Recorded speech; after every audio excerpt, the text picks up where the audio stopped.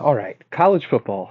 So college football is probably my favorite sport to watch and to follow.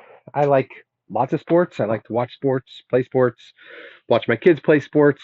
I think sports are great, but of all of the sports that I pay attention to or know about, I think college football is probably the primary one that I spend time watching and following.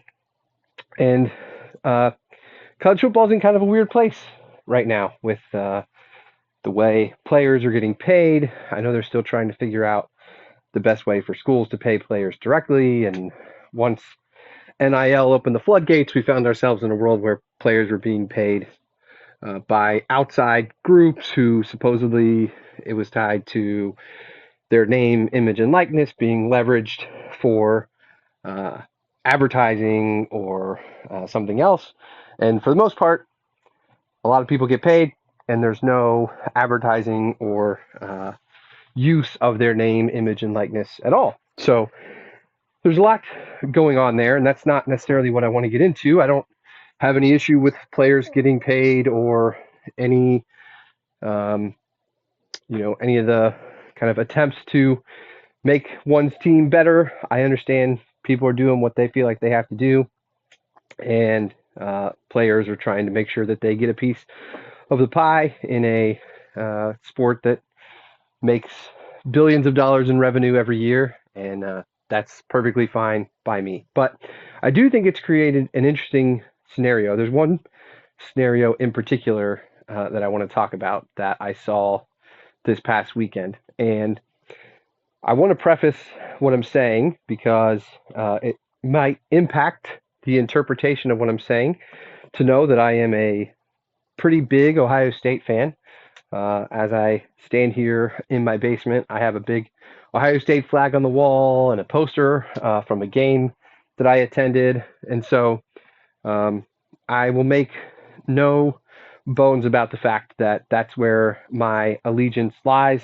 Um, and to that end, to be clear, also, when I say my allegiance, I mean to Ohio State specifically, not to the Big Ten. I'm not one of these people who thinks that the conference somehow makes your team better or we want to see other teams in our conference play well because it means something to our team. I don't believe that. I don't care for that. I have no interest in who wins games, um, between teams in the Big Ten and other conferences. There are teams that I would like to see be successful. Coaches I would like to see be successful, like Luke Fickell. And so, yeah, I tend to root for Wisconsin when they're playing. But the one team I don't ever root for and will never root for is Michigan. And I know they played Oklahoma over the weekend, and I know some folks would like to see a Big Ten team beat an SEC team, and so they will kind of set aside their dislike for their rivals, but I am not one of those people. I was perfectly happy to watch Michigan lose, and I would be perfectly happy to watch them lose every single game for the rest of the season. So, again, not saying that because I just want to dump on Michigan specifically, but I want to just uh, be upfront about where I'm coming from, as I'm sure some folks will uh, assume that that's why I'm taking the position that I'm taking. But nevertheless, I did watch the Michigan Oklahoma game, and there was an interesting interaction that happened on the sideline. And the reason it stuck out to me was because I had kind of had this thought shortly before that interaction happened, and as soon as it happened, it was a little bit of a kind of like a confirmation bias kind of thing. There was a moment where my brain was kind of like, "See, that's exactly what I was thinking." And these might not be related, so I'll be honest about that as well. But there was a play, a third down play that they did not convert successfully. Michigan did not convert successfully, and so they came off the field and came over to the sidelines. And their starting quarterback, who was a true freshman, Bryce Underwood, was getting into it, kind of a little yelling and arguing disagreement on the sideline that the cameras picked up and showed on the broadcast between him and the running back, Justice Haynes. Um, and so there was some questions about, how they're uh, getting along, or what's happening there. And I think those things happen. You can go find clips of Tom Brady screaming at people and Peyton Manning screaming at people on the sidelines. You're in the heat of battle. There's a lot going on. You're trying to win a football game, and if people aren't on the same page, somebody has to kind of be a leader and make things happen. And um, I don't think that's hugely significant that this happened on the sideline. Um, but I think part of what makes it so significant is that he's a true freshman and it's his second start ever. So it's hard to kind of be the leader on the team when you're still pretty fresh and new and you haven't really proven anything. It's your first game against meaningful competition. Their first game was against, I think it was New Mexico or New Mexico State or somebody uh, fairly useless in the landscape of college football. And so they had an easy win there, and this was their first time playing a tough game. And there's in the first half, and the pressure gets to him, and he's already kind of boiling over and getting after one of his teammates. And again, it happens. It's part of the game. It's part of playing sports. Part of being part of a highly competitive team. And I think all of those things are okay. But the thing that was happening, or the thought that I had been having in my head shortly before that happened, that kind of made this feel much more real, was that the way Bryce Underwood got to Michigan is that he was the number one recruit coming out of high school. He was the number one high school player in the country. If you look at him, he doesn't look like a high schooler. He's very he's tall, he's strong, he's developed. He looks like a guy who's been playing college football for a while. Very impressive athlete. And so, it makes sense that he's going to be number one. And then and he's from Michigan. He's played high school in the state of Michigan, so he was coming out of that part of the country, and so people wanted him to go play for Michigan, but he had committed to go to LSU, and to make matters kind of even more exasperated from the Michigan side, their team last year had a bad season, and in large part because they had no real quarterback. They went through several starting quarterbacks. None of them could perform the way they had hoped. They, lost several games with basically no meaningful passing game at all. Obviously they managed to beat Ohio State, and that was mostly Ohio State's fault. It was only a 13-10 game, so it's not like that was a major offensive explosion either. So the off season, or the kind of transition from last season to this season, it was a big deal that they were able to get Bryce Underwood, and they were able to convert him from going to LSU to coming to Michigan instead, staying close to home. And a lot of people wanted him there. However, the biggest thing, as far as what's been reported and what we think we know about the situation. Obviously, I don't know this young man or his family or how they made decisions, but from what anybody can manage to tell in reporting is that he was going to go to LSU, and then some folks from Michigan, including Dave Portnoy, who I'm not necessarily a particular fan of, they just offered him a bunch more money. And again, going back to what I said earlier about NIL, like anybody can give money to somebody to play football for a school. That isn't really the intention of how NIL was supposed to be used. NIL means name, image, and likeness. The idea is if you are getting fame, you are getting recognition for participating as an athlete in college. It used to be that you couldn't make any money off of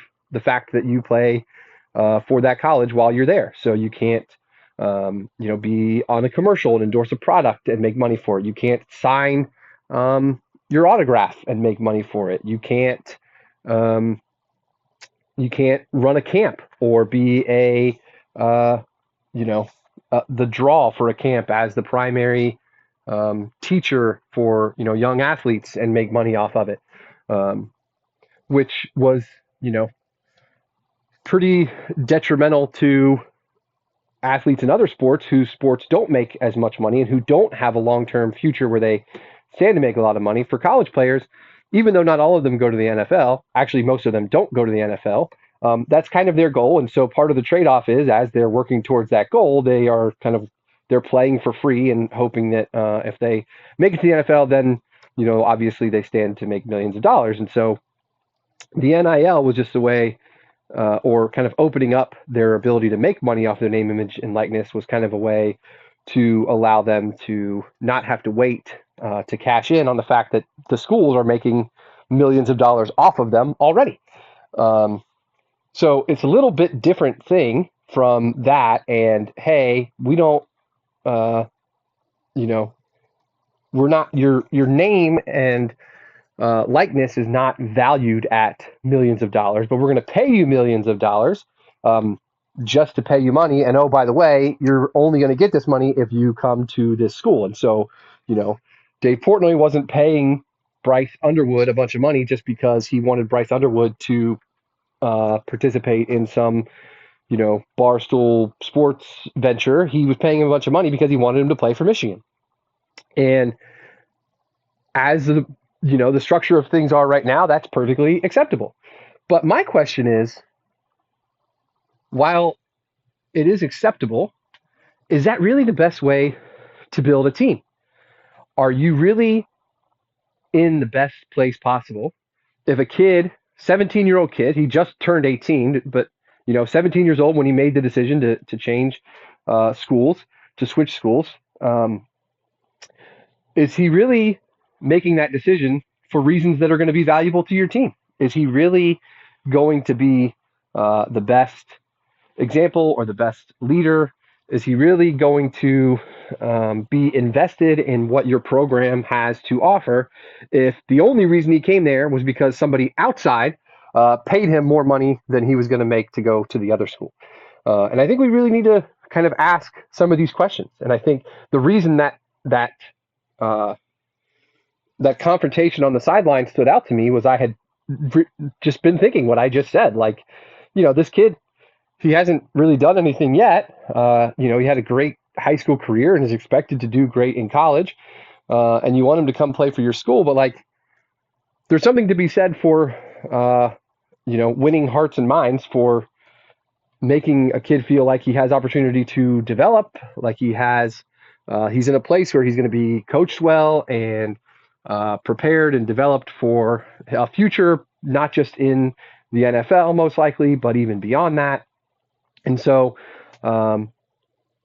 if he's picking a school because he thinks it's going to give him the best chance for all those things, then I think there's a good chance his heart's going to be in it. If he's picking a school because this is who pays him the most money, then we don't really know. We don't really know what makes an 18-year-old kid, go out and put himself on the line, to open himself up to criticism, to, maybe or maybe not get developed as effectively as he could. But hey, he's making a lot more money in the short term. And so I think, not only is that maybe not the way we want our 17 and 18-year-old kids to be making decisions, but as a coach, I don't even know that I would want that. I don't know where the benefit is of bringing a kid in who clearly wanted to be somewhere else, who thought that he had a better home, that it was a better fit, that he was going to have the success that he wanted by going somewhere else. And then you swoop in, and not by convincing him or showing him what a better situation you have, or how you can do more for him, or, show him the value of staying closer to home, or whatever those things are. It wasn't any of that. It was, hey, we have more money for you. And when a person is making decisions just based off of the money they're going to make, I don't know that you should make a lot of assumptions about where their allegiances are going to be beyond that. I think there's also some possibility that if he had gone to LSU, he certainly wouldn't have been a starter as a true freshman. We don't know how much game action he would or wouldn't have gotten, but LSU has a starting quarterback, Garrett Nussmeier. He's a returning player. He's going to be probably a first-round draft pick, potential Heisman candidate. So Bryce Underwood wasn't going to be a starter there. He could have gone to LSU and sat behind an experienced quarterback and learned and eventually grown and taken on that role. As it stands now, it's still entirely possible that he spends a year at Michigan and then after that year, especially if they don't have a great year, just takes off and goes to LSU. Because the other part of the current structure of college football is that there's this transfer portal that allows people to go anywhere, wherever, whenever. And so if he's not satisfied or if he thinks, hey, okay, I instead of sitting behind Nussmeier, I spent a year playing, got baptized by fire. Now I know what college football is all about. Now I can go follow the path that I was going to follow in the first place. And so I think uh, it's a risky gamble for Michigan to put all their eggs in this basket. And again, I have no love lost for Dave Portnoy. For me, if he wastes all of his money trying to get this kid to come to Michigan and it doesn't work out, that's perfectly fine with me. I, uh, I've never given him a dime of my money. I'm not entirely sure who is paying for the products he's putting out, but somebody is, and it's made him rich, and he's using it to try to get the kids he wants at his school. And more power to him if that's what he wants to do. But if it blows up in his face, I'm not going to shed a tear for that. But when you look at the kind of trend of these guys who come out of high school as number one overall pick, it's kind of a mixed bag, especially, look at the number one overall quarterback. I went and looked it up the other day. I don't have it pulled up right now, but there are examples of folks who were kind of the number one guy coming out of high school, and it really worked out. Trevor Lawrence was number one guy coming out of high school. I think Cade Klubnik was number one quarterback coming out of high school.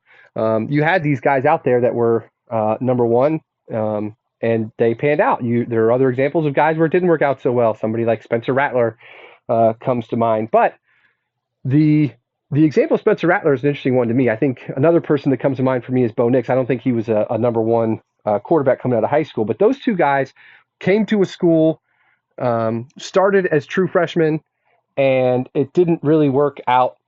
Actually, Spencer Rattler may not have been a true freshman. Bo Nix started as a true freshman right away at Auburn, and both those guys ended up transferring. And I think that's the danger by putting somebody in a spot like Bryce Underwood is in now, where if the team isn't successful, especially if he gets the blame, a change of scenery might actually be a good thing.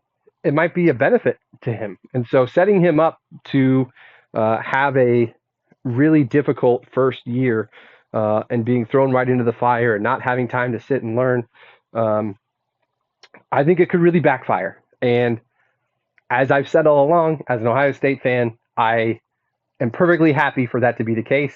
But for that kid, as a human being, I don't think that's the best thing. And I don't think that for college football in general and for these athletes, we are always making great decisions. I think the win now mentality and the kind of idea that we need to stack our roster today and worry about tomorrow, down the line is probably going to hurt the Michigan program, and it's probably going to hurt Bryce Underwood in particular in this case. I think the teams that are having the most success are the ones that you can see really investing in developing players and trying to set up and build for the future. And I think Michigan would have preferred to do that. I think they would have loved to have one of their quarterbacks from last year actually be worthwhile, and Bryce Underwood could have sat behind them, and some of the guys that they had kind of really built up and thought were going to be really good, like Alex Orji, just didn't pan out. So maybe they're not that great at developing quarterbacks. We don't know.